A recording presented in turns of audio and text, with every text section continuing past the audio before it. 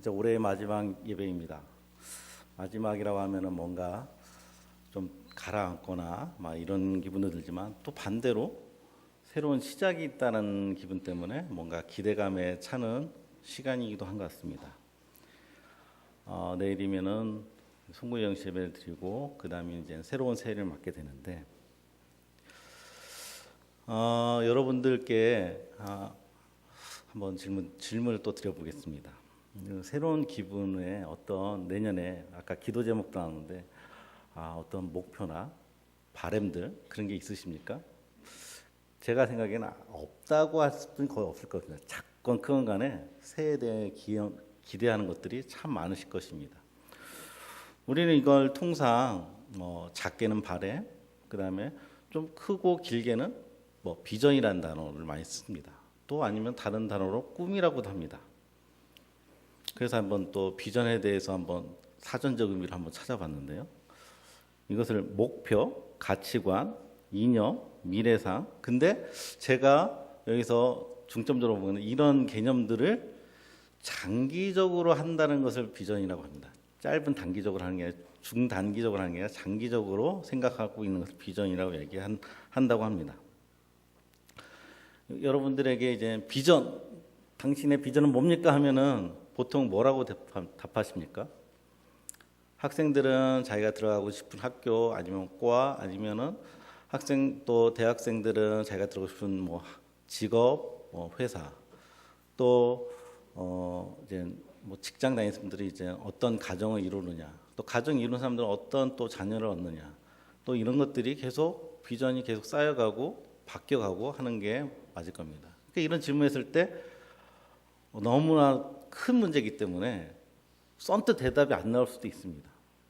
근데 공통점이 있다면은 당신 비전이 뭡니까? 꿈이 뭡니까? 하면은 내가 뭘 꾸지? 뭘 갖지? 이런 식으로 주로 생각한다는 것이죠. 그리고 또 이런 비전과 꿈이란 단어가 어울리는 사람들이 어떤 사람들입니까? 만약에 여기 죄송하지만 여기 어르신들한테 내년에 비전은 뭡니까? 꿈이 뭡니까? 이런 질문 받아보신 적 있습니까? 근데 이제 학생들이랑 여기 지금 오늘 찬양했는데 너 꿈이 뭐니? 비전이 뭐니? 이런 단어, 이런 얘기 많이 들었지 않습니까? 그러니까 이런 비전이나 꿈이나 이런 단어를 선택할 때, 좀 어린 사람들 아니면 청년들 위주로 많이 쓴다는 것이죠. 그런데 성경에는 비전과 꿈을 얘기할 때 이렇게 얘기하지 않습니다. 한번 PPT를 말씀 한번 보시겠습니다. 여기는 없나 봅니다. 그러면은 제가 읽어드리겠습니다. 사도행전 2장 17절입니다. 한번 읽어드리겠습니다. 하나님이 말씀하시기를 말세에 내가 내 영을 모든 육체에 부어주리니 너희 자녀들은 예언할 것이요 너희의 젊은이들은 환상을 보고 너희의 늙은이들은 꿈을 꾸리라. 성경에 말세에는 자녀들이 예언하고 젊은이들이 환상을 보고 늙은이들이 꿈을 꾸리랍니다. 이걸 더 세분화시켜서 얘기할 수 있는데 그냥 딱 이 구절을 읽었을 때 어떤 생각이 듭니까? 예언, 환상, 꿈. 근데 자녀, 젊은이, 늙은이라고 하면 좀 그런데 이렇게 아무튼 성경에 써 있습니다. 나이 드신 분들이 이렇게 그러면은 모든 사람들이 이런 꿈에 대해서, 비전에 대해서 다 갖게 되고 보게 된다는 겁니다. 그러면 세상에 말하고 보통 우리가 접하는 단어들, 꿈, 비전 이런 거 할 때 나하고는 상관없어. 이미 세상도 많이 살았고 이미 원하든 원하지 않든 이제는 가정도 있고 더 할 게 없어. 이제는 건강만 지키면 돼. 이런 답변하시는 분들에게 이런 구절을 딱 제시했을 때 내가 무슨 꿈을 꿔? 내가 미천을 볼게? 이렇게 자기한테 어울리지 않는 구절이나 아니면 나하고 상관없는 구절 아닐까? 이렇게 생각할 수 있습니다. 그런데 성경을 보는데 중요한 개념이 하나 있습니다. 믿는 백성에게는 한 명 빠짐없이 적용이 돼야 된다는 것입니다. 구원의 문제든 고통의 문제든 천국의 문제든 하나님이 말씀하신 것은 믿는 모든 백성에게 적용이 된다는 것입니다. 그러면은 분명히 이 말씀에 그런 개념을 갖고 있다면은 나이와 상관없이 꿈을 꾸게 해준다는 겁니다. 꾸리라 이렇게 했습니다. 네가 꾸는 게 아니라 꾸게 해준다는 것입니다. 그러면 하나님께서 도대체 어떤 것을 말하는 건지 한번 전부 다는 아니지만 제가 아는 만큼 여러분과 나누고 싶습니다. 이런 꿈에 대해서 우리가 정리를 좀 해야 될 것입니다. 특히 사회에서 생각하는 꿈, 우리가 생각하는 성경에서 말하는 꿈. 아까 말씀드렸듯이 꿈이라고 얘기하면은 젊은이들하고 많이 연관되는데 그런 격언 생각나는 게 뭐 있습니까? 방금 잠깐 흩어갔는데 요 단어 들을 때 요거 뭐 어떤 저 할 때만 해도 뭐 참고서라든지 교재 보면은 항상 이게 문구가 있었습니다. 이 생각을 할 때 어떤 생각이 듭니까? 네가 원하는 게 있다면은 열심히 노력해서 쟁취해. 그런 꿈을 가져. 소망도 없이 살지 마. 뭐 이렇게 생각할 수 있습니다. 왜냐하면 이게 한 구절이기 때문에. 근데 이 말을 한 사람이 있습니다. 1800년대에 일본에 뭐 서양식 학교를 지고 교감을 지었던 서양인인데 그 사람이 윌리엄 스미스 클라크라고 합니다. 그러니까 이것을 그 소년이여 야망을 가자 그 위에 있는 글입니다. 한번 읽어봐 주시길 바라겠습니다. 소년이여 야망을 가져라. 돈을 위해서도 말고 이기적인 성취를 위해서도 말고 사람들의 명성이라 부르는 덧없는 것을 위해서도 말고 단지 인간이 갖춰야 할 모든 것을 얻기 위해서. 그러니까 우리가 그 한 단어만 보면 한 문장 보면은 지금 이에 설명한 것을 제대로 보지 않으면은 내가 생각하는 대로 내가 하고 싶은 대로 해석하기 쉽습니다. 이분은 어떤 분이냐면은 교감으로 있으면서 1800년대 일본의 교사로서 아니면 교사로서 교감으로서 그 학생들에게 성경을 나눠주고 예수님 믿게 했던 선교사 역할을 했던 분이라고 합니다. 그러니까 이분도 이 얘기를 하면서 인간 세상에 쟁취할 것을 강조하면서 이 단어를 얘기한 게 아니라는 것이죠. 믿는 사람이기 때문에 믿는 인간이 갖춰야 할 모든 것을 얻기 위해서 야망을 가져라는 것입니다. 우리에게 그런 야망이 지금 있지 않습니까? 우리가 보통 말하는 진정한 성도 되기 원합니다. 하나님의 백성 되기 원합니다. 그게 보면 이분이 말하는 야망이라는 것입니다. 아까 보았던 그림인데요. 이 꽃들에게 희망을 예전에도 한번 예를 든 것 같은데 이 책 읽어보신 분 계십니까? 이 줄거리를 잠깐 얘기하면은 어떤 애벌레가 있습니다. 근데 애벌레가 이게 기어다니면서 나는 왜 살지? 나는 뭐지? 하는 궁금증이 있는데 가다 보니까 자기 같은 애벌레들이 저렇게 하늘을 향해서 탑을 쌓는 겁니다. 탑을 쌓아서 올라가는 거예요. 그래서 대단히 높다. 거기에 나와 있는 글입니다. 그동안 혼자서 지루하게 살았는데 저 위에는 무언가 대단한 것이 있는 게 아닐까? 나도 저 친구들을 따라서 탑 정상에 가봐야겠다. 그래서 그 애벌레가 쭉쭉쭉 올라갑니다. 올라가는데 뭐 중간 얘기 다 끝나고 깨고요. 정상에 올라갔을 때 하는 얘기가 있습니다. 정상에 올라가서 그 정상에 있는 친구들끼리 하는 얘기가 있습니다. 뭐야? 기껏 올라왔는데 아무것도 없잖아. 근데 옆에 있는 친구가 얘기합니다. 조용해 임마. 다른 애벌레들은 아직 모른단 말이야. 다른 애들이 들으면 탑이 무너져서 우리도 같이 죽게 된다고. 이게 동화입니까? 그러니까 저들이 알면은 저 아래 사람들 알아버리면 다 무너지니까 우리가 이 위치에 있는 것을 유지하려면은 속여야 된다고, 항부해야 된다고 하는 게 이들의 친구들에게입니다. 어찌 보면은 우리의 인생의 야망과 비전을 저렇게 뜻도 모르고 아무도 모르고 남들이 하기 때문에 저렇게 올라가는 거 아닌가 그런 생각도 듭니다. 우리에게 이런 선택이 있고 노력을 할 수 있는 그런 것들이 있습니다. 이런 제가 얘기하면서 그러면 노력도 필요 없고 아무것도 하지 말라. 그게 절대 아닙니다. 이렇게 꽃들에게 희망을 책의 맨 나중에는 어떻게 되냐면 나비가 됩니다. 나비가 되는데 나비가 될 때 이들은 깨닫는 게 있다는 것이 나중에 한번 읽어보길 제가 권해드리겠습니다. 그래서 비전에 대해서 우리가 조금 더 심화해서 얘기하고 싶은 게 있습니다. 하나님께서는 그러면은 우리에게 비전을 주신다고 얘기했고 꿈을 주신다고 했는데 그러면은 세상에 말하는 거하고 이거하고 어떤 차이가 있을까? 우리는 잘 고민해야 할 것입니다. 그래서 우리에게 꿈을 주셨는데 저 이 동화에서도 나오는 게 뭐냐면 그렇게 올라갔는데 또 옆을 보니까 저런 탑이 한두 개가 있는 게 아닙니다. 여기저기 있어요. 낮은 거, 높은 거, 높은 거, 낮은 거 있습니다. 그러니까 끝에 가기 전에 애벌레가 뭐라고 생각할까요? 내가 보니까 우리 지금 내가 올라가는 탑보다 저 옆에 있는 애벌레 탑이 더 높아. 그러니까 뭔가 더 있을 것 같아. 그러면은 어떤 애벌레는 다시 내려가서 그 탑으로 갑니다. 더 높아 보이니까, 더 높으니까. 그런데 우리에게 비전을 줄 때 하나님께서 하나님의 비전이 그렇게 높낮이가 있다고 생각되십니까? 높낮이가 없다는 것입니다. 우리는 하나님의 비전이라고 얘기하면서 내 인생을 얘기하면서 출발할 때 잘 출발해야 됩니다. 가장 높은 곳이 따로 있는 것이 아니라 나의 인생에 주어진 하나님의 모든 것들이 가장 높다는 것입니다. 그런 개념 속에 우리는 신앙생활을 해야 될 것입니다. 이 사진이 뭐겠습니까? 가보진 않아도 잘 알죠. 저는 가봤습니다. 그래서 정복했다는 게 아니라 그 네팔이라는 나라 가서 저 에베레스트를 멀리서 봤습니다. 멀리서 봤는데 뭐 멀리서 보니까 가장 높다는 생각보다 저게 장관이구나 이렇게 생각했습니다.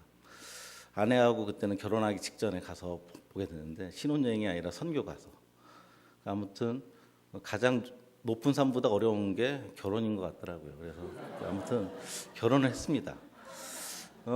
선교 가서 딴짓했다고 욕을 들을지 모르겠지만 뭐 그만한 가치가 있습니다. 그래서 에베레스트가 있습니다. 근데 중요한 게 있습니다. 저 산은 우리 지구에서 가장 높은 산이죠. 그러면 하나님께서 나에 주어진 산이 있을 겁니다. 그러면 나의 산은 바로 가장 높은 산 에베레스트입니다. 근데 나에게 주어진 산을 옆에 사람들하고 비교해가지고 하나님 왜 저 사람은 저렇게 높은 거 주고 아니면 왜 저 사람은 평탄한 산길을 주고 나는 왜 이렇게 힘들고 아니면 낮고 그렇게 불평할 수 있는 시기도 있겠지만 알고 보면은 우리에게 가장 높은 산입니다. 왜냐하면은 우리에게 가장 알맞은 산이기 때문에. 그래서 우리는 하나님의 비전을 따라서 출발하게 될 것입니다. 그 출발하는데 저 높은 산일수록 여러 가지가 있습니다. 그렇지만 제가 하나 제시하고 싶습니다. 높으면은 뭐가 있습니까? 저 사진은 1년에 몇 번 찍을 수 있을까요? 365일? 아닙니다. 에베레스트 등반하신 분들 어몽길 대원이라든지 이런 게 얘기하면은 뭐 1년에 몇 개월 뿐이 등산을 못 한다고 합니다. 그러니까 날씨 맑고 잘 보이고 환경이 좋을 때가 얼마 안 된다는 것이죠. 그러니까 대부분 구름에 가려 있다는 것입니다. 어찌 보면은 우리는 가장 높은 산을 가기 때문에 그 산이 앞이 잘 안 보이고 구름에 갈려 있다는 것이죠. 근데 저는 착각하는 게 있었습니다. 저도 이런 비전에 대해서 많이 생각하고 비전을 꿈꿨던 청년의 시기에 있기 때문에. 근데 하나님께서 비전을 주신다고 했는데 잘 보이지 않는 것입니다. 잘 보이지 않는데 하나님 왜 저 친구는 아까 비교했듯이 저 친구는 확실한 비전이 있다고 열심히 살고 있는데 나는 뭐죠? 난 잘 모르겠는데요. 이렇게 사는 제 모습 보니까 내가 믿음이 적은가? 기도가 적은가? 아니면 하나님 날 사랑하기 드문가? 이런 생각을 하게 됐죠. 근데 알고 봤더니 그 친구도 저하고 별반 다를 게 없다라는 것입니다. 왜냐하면은 그 친구도 높은 산, 나도 높은 산 갈 때 그 구름에 가려 있는데 구름을 다른 단어로 뭐로 하고 싶으니까 등산하신 분은 알 것입니다. 구름 속에 등산하실 때 어떻습니까? 이걸 뭐라고 얘기하고 싶습니까? 안개입니다. 안개입니다. 그러니까 저는 목표점이 안 보인다고 하나님 나한테 비전을 보여주세요. 살 이유를 보여주세요. 보여달라고 했는데 안 보여주니까 착각한 게 뭐냐면은 암흑과 안개가 끼어 있는 거하고 동일시했다는 것입니다. 암흑과 안개는 다릅니다. 지금 안개는 끼어 있지만 한 발짝 앞이 보이지 않습니까? 안개길은 한 발짝 한 발짝 앞에 가면 계속 길이 보이는 건데 나는 너무 욕심이 많은 거였죠. 하나님 확실하게 보여주세요. 확실하게 보여주면 내가 가열차게 달려가겠습니다. 그렇게 젊었을 때 기도한 것 같아요. 오히려 그게 저를 나태하게 만들고 그런 변명 속에 내가 마음대로 살려고 했던 욕심이 아니었나 생각됩니다. 이렇게 안개 낀 길과 구름 낀 길과 암흑의 길이 다르다는 것을 우리는 인정해야 할 것입니다. 아까 말씀드렸듯이 높은 산일수록 안개 낀 날, 구름 낀 날이 더 많습니다. 우리 인생에서도 그렇습니다. 어느 한순간 하나님께서 너무 확실하게 보여줄 때가 있을 것입니다. 그렇지만 항상 그렇지 않습니다. 그렇지만 한 발짝 한 발짝 앞은 보여주시는 게 하나님이라는 것이죠. 우리는 그렇게 인생을 살아가고 하나님께 비전을 꿈꾸면서 살아가야 될 것입니다. 근데 이제 또 난관이 있습니다. 안갯길을 걸어가는데 이게 무엇입니까? 갈림길입니다. 그러니까 끝이 안 보이기 때문에, 종착지가 안 보이기 때문에 여기는 이정표가 보이지만 하기에는 어느 길은 낭떠러지 길, 아니면 정반대로 가는 길, 어떤 길은 정상으로 가는 길, 나한테 어떤 힌트가 없습니다. 답이 없습니다. 답이 없습니다. 어떻게 하시겠습니까? 우리는 그 선택의 기로에서 많은 것을 고민하지 않습니까? 아마 그때 필요한 게 믿음인 것 같습니다. 하나님께서는 네가 어떤 길을 가든 너의 믿음을 보고 싶다는 것입니다. 하나님께서 우리를 사랑하시는데 낭떠러지로 떨어뜨리겠습니까? 그리고 하나님께서 우리를 사랑하고 전능하고 모든 것을 소유하실 분인데 우리가 정상 가는 게 그걸 꼭 보고 싶어서 그러겠습니까? 오히려 이때 가장 제가 잘못한 게 뭐냐면은, 하나님 도대체 어떤 길이 하나님이 원하시는 길입니까 하면서 가만히 앉아있을 때, 시간을 허송세월 보낼 때, 그게 저에게 가장 큰 잘못이었던 것 같습니다. 오히려 이때 하나님, 그래도 난 하나님 백성인데 하나님 날 지켜주신다는 걸 믿는데, 그런 믿음의 고백하면서 어딘들 못 가겠습니까? 정상 못 간다고 그게 잘못된 길일까요? 세상은 그렇게 얘기합니다. 네가 점점 지름길로 가고 정상으로 가야지 잘 되고 형통한다. 그렇지만 하나님께서는 그걸 원한다기보다는 우리에게 너 나를 믿고 어느 길을 가더라도 믿고 가겠느냐를 더 묻고자 한다는 것이죠. 우리는 그런 선택의 갈림길에서 분명히 그런 믿음의 고백이 필요하고 믿음의 행동이 필요합니다. 오히려 주저앉아서 아까 정상까지 길을 보여주세요 한 것처럼 다시 하나님 길을 보여주세요 계속 요구한다면은 하나님이 어느 때인가 보여줄 수 있겠지만 너 그래 계속 눌러 앉아 있을래? 그러면 나도 기다릴래? 그러면은 나이도 먹어가고 그러면서 어떻게 되겠습니까? 이렇게 갈림길 속에서 우리는 선택을 해야 되고 선택해서 나갈 때 우리는 믿음의 고백이 필요한 것입니다. 그리고 또 다음이 있습니다. 어느 날 가는데 이런 구루터기가 있어요. 근데 구루터기 있기 전에 안갯길을 가는데 너무나 확실하게 하나님께서 비전을 보여주시는 거예요. 정상을 보여주시는 거예요. 막 가는데 등산하는데 정상이 보여요. 안개가 없어졌어요. 다 거쳐졌어요. 너무나 보였어요. 길도 다 보여요. 그럼 여러분 어쩌겠습니까? 저는 등산을 많이 좋아하지만 그래도 조금 해봐서 조금 이해되는데, 제가 이 말하면은 좀 등산 좋아하시는 분들 너무 죄송하기도 한데, 제가 등산한 바로는 안개가 거친다고 정상이 확실히 보인다고 달려가지 못하는 게 등산이라는 겁니다. 그건 평평대로일 때는 달릴 수 있지만 안개가 껴있던 안개가 거치던 내가 걸어가야 될 길은 내 발 앞을 바라봐야 된다는 것입니다. 그러면 안개가 거쳤을 때 우리가 해야 될 것은 다시 안개가 꼈을 때 내 인생에 어두어두해졌을 때 절대 방향성을 잃지 않도록 저 구루터기에 앉아서 정상을 바라봐야 됩니다. 오히려 정상을 바라보지 않고 달려간다면은 앞을 보고 내 발 앞을 안 보고 달려간다면은 발이 접질러지든지 아니면 구르든지 다칠 수도 있습니다. 오히려 하나님께서 얼마 되지 않는 너무 화창한 날에 내가 가야 할 곳이 저기군요 하는 것을 마음의 아로 새겨야 됩니다. 그런데 잘못하고 있는 경우가 많아요. 너무나 확실하게 보인다고 앞뒤 생각하고 달려가는 경우가 있더라고요. 저도 그럴 때가 많았습니다. 그런데 그렇게 달려가다가 다시 안개 끼면은 그 방향성이 있는 거예요. 근데 방향성을 잃지 않도록 오히려 하나님께서 여러분들 인생에 확실한 목표점과 확실한 비전을 보여주신다면은 그때는 저런 구루터기에 앉아서 저 정상을 바라보면서 아, 내가 가야 할 곳이 저기군요 하면서 계속 마음에 새기고 방향을 그쪽으로 몸에 체득시켜 놔야 될 것입니다. 그런 다음에 다시 안개가 낀다면 또 한 발짝 가야 되겠죠. 이렇게 걷는 것이 우리의 어쩌면 하나님께서 원하는 비전일 수 있습니다. 그런데 한번 생각해 보시겠습니다. 그런데 그렇게 걷다가 천천히 걷다가 또 다른 갈림길 갔다가 돌아갔다가 이렇게 시간이 들어가면은 정상에 가기 전에 내 인생이 끝나면은 뭔 소용이지? 이런 생각 하실 수 있을 겁니다. 저도 그렇습니다.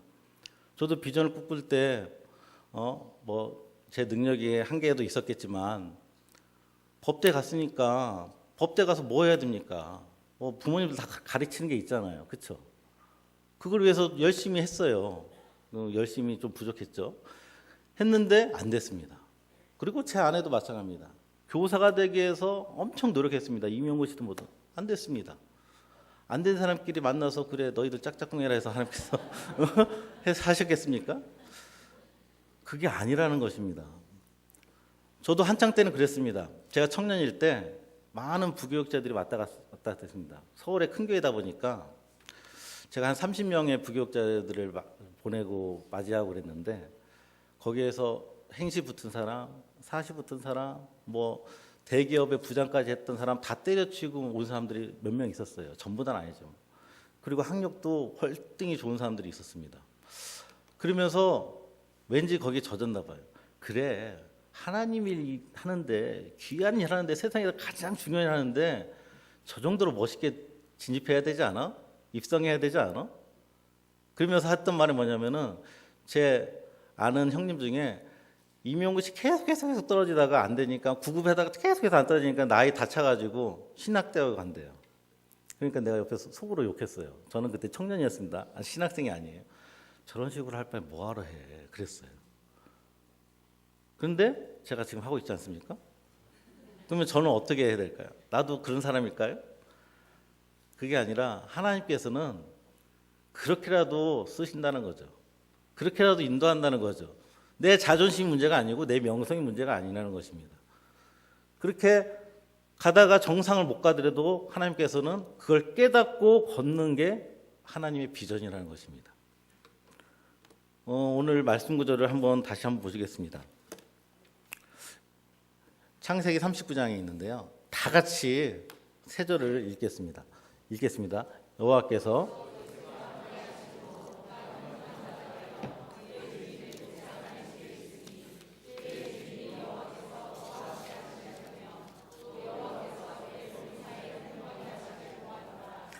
간수장은 그의 손에 맡긴 것을 무엇인지 살펴보지 아니하였으니 이는 여호와께서 요셉과 함께 하심이라.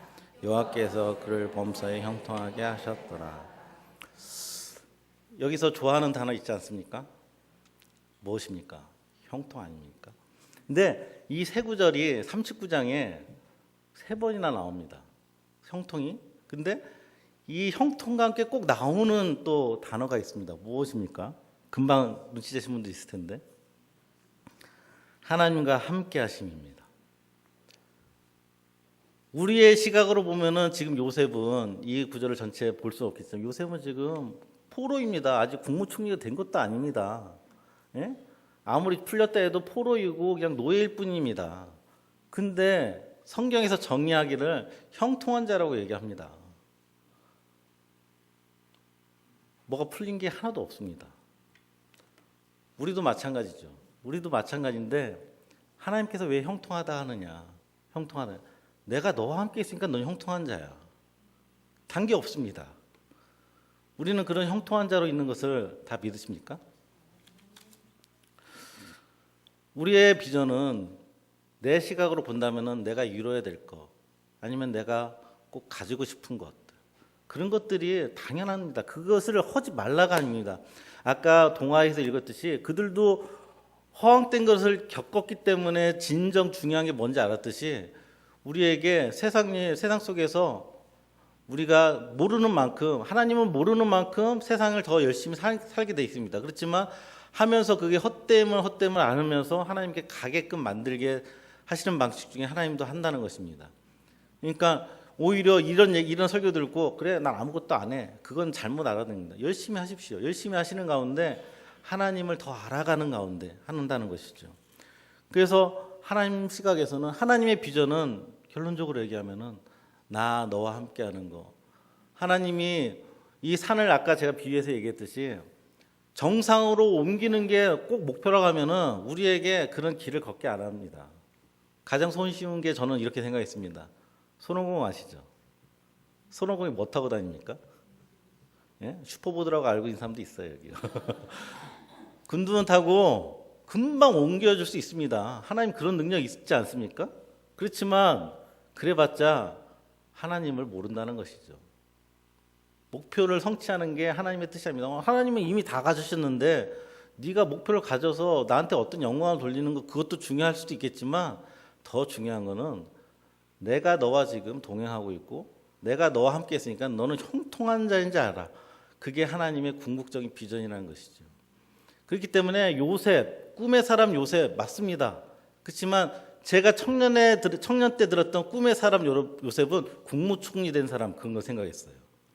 근데 점점 이 생각하면서 꿈의 사람 요셉 하나님이 꿈꾸게 해줬고 하나님이 옆에 계셨고 동행하셨기 때문에 그 사람은 꿈을 꾼 자고 비전의 사람이라고 내용이 달라졌습니다. 단어는 같지만 우리는 그런 비전을 꿈꾸고 내년을 살아가시기 바라겠습니다. 우리 교회 비전 있지 않습니까? 아까 기도에서 나왔듯이 뭔가 보이지 않는지만 안개를 걷는 겁니다. 하나님께서 한 발짝 가길 원하십니다. 뭔가 확실히 보여야지만 가는 게 우리 인생이 아닙니다. 가다 보면은 한 발짝 가면 그래 그 한 발짝 더 보여줄게. 그게 하나님이 우리를 다뤄가는 방식 중에 하나라는 것이죠. 마지막으로 이 그림 아십니까? 제가 대학교 때 딱 들었을 때 우리 CCC 선배가 한 얘기인데 그런 건 이 뒷얘기가 참 감동적인데 지금도 그 감동적으로 들릴지 모르겠습니다. 하나님하고 같이 예수님하고 같이 가는데 즐거울 때 돌아보니까 모래사장에 발자국이 4개예요. 근데 힘들 때 보니까 발자국이 2개뿐이 없어요. 그러니까 불평불만하는 거예요. 예수님 좋을 때만 나하고 있고 왜 힘들 때는 떠났다가 다시 괜찮아지면 옵니까? 그때 예수님이 한 말, 힘들 땐 내가 널 업었는데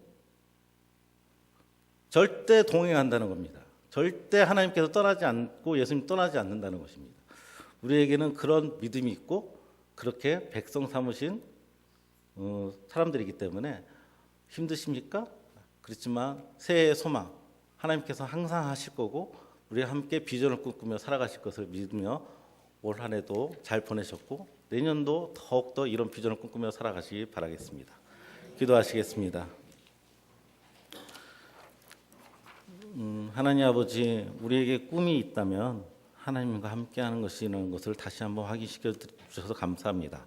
하나님 그 꿈을 가지고 내년 한 해도 잘 살겠습니다. 하나님 아버지 절대 놓지 않으실 것을 믿고 우리가 열심히 살겠습니다. 하나님 아버지 그런 가운데 서로에게 그 꿈을 나누면서 하나 되고 그 꿈을 나누면서 진정 하나님이 원하시는 비전의 사람이 되게 할 수 있는 한 해가 되게 해 주옵소서. 감사드리며 예수님의 이름으로 기도드립니다. 아멘.